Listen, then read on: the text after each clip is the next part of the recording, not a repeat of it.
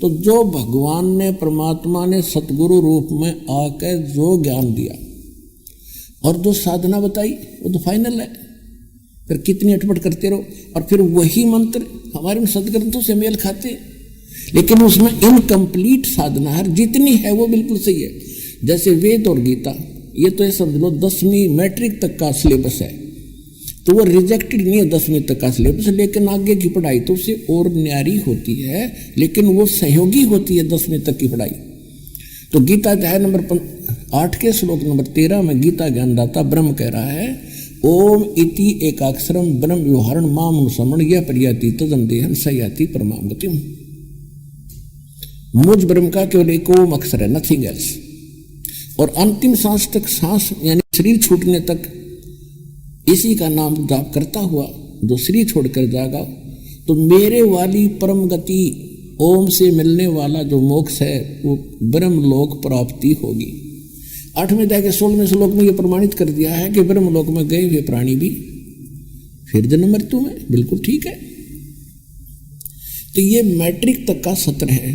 इससे आगे की पढ़ाई 4थे अध्याय के 35वें श्लोक में गीता ज्ञानदाता कहता है कि अर्जुन, इन यज्ञों माने धार्मिक अनुष्ठानों की विस्तार पूर्वक जानकारी परमात्मा स्वयं अपने मुख कमल से आकर बोलता है, उसमें कंप्लीट होता है विस्तार, और वो तत्व ज्ञान है। और वो ऐसा ज्ञान है काम करते करते उसका सब साधना करनी होती है, उसमें कोई और व्यवस्था नहीं है। और वो तत्व ज्ञान कहलाता जो भगवान खुद अपने मुख से बोलता है, तो वो ज्ञान है तत्व ज्ञान। गीता अध्याय नंबर 4 के श्लोक नंबर 34 में कहा कि उस तत्व ज्ञान को तो तत्वदर्शी संतों के पास जाकर समझ, उनको दंडवत प्रणाम करने से, सरलता पूर्वक कपट छोड़कर प्रसन्न करने से वह तत्वदर्शी संत तुझे उस परमात्म तत्व का ज्ञान कराएंगे। तो पुण्यात्मा, वो तत्व ज्ञान गरीबदास जी को परमात्मा ने दिया, और गरीबदास जी ने फिर क्या बताया है कि भजन करो उस रबदा जो दाता है को सबका। कहते उस परमात्मा की भक्ति करो जो सबका मालिक है।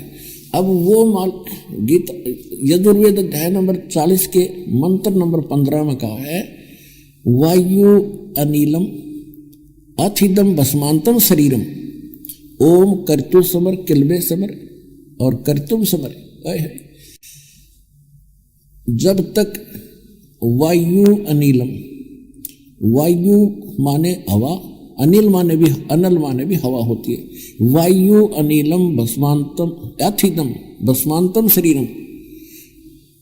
अब वैसे इसका सीधा अर्थ ये बनता है कि श्वास उश्वास से वायु अनिलम, और जब तक शरीर नाश हो, भस्म हो शरीर का, तब तक ओम कर्तु समर किलबे समर और कर्तुम समर।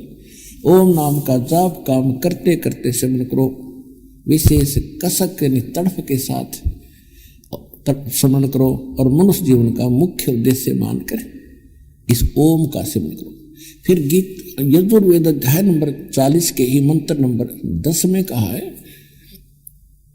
कि कोई तो परमात्मा को संभवात कहता है। संभवात माने जन्म लेकर उत्पन्न होना श्री राम और कृष्ण रूप में, और कोई असंभवात कहता है कि वो जन्म लेता ही नहीं, वो निराकार मान लेते हैं।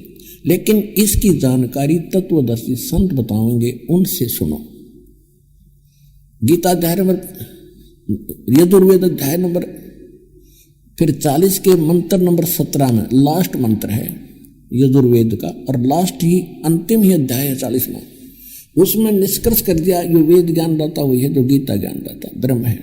ये कहता है कि वो पूर्ण परमात्मा तो गुप्त है, परोक्ष है, उसकी जानकारी मुझे नहीं है, और मैं ब्रह्म हूं, मेरा ओम नाम है, और मैं ब्रह्म लोक में रहता हूं। कति स्पष्ट कर रखे। और अनुवाद भी ये अनाड़िए खुद कर रहे हैं, इसमें थोड़ा सा अटपट की है तो दास ने उसको सेट कर दिया, क्योंकि दास के पास वो कुंजी है, वह मास्टर की है इन सदग्रंथों के समझने और समझाने की, खोलने की। तो इसी प्रकार श्रीमद् भगवत गीता बता रही है कि वो तत्वदर्शी संत बताओगे कंप्लीट नॉलेज। तो वो तत्वदर्शी संत कौन होता है? वो सतगुरु होता है।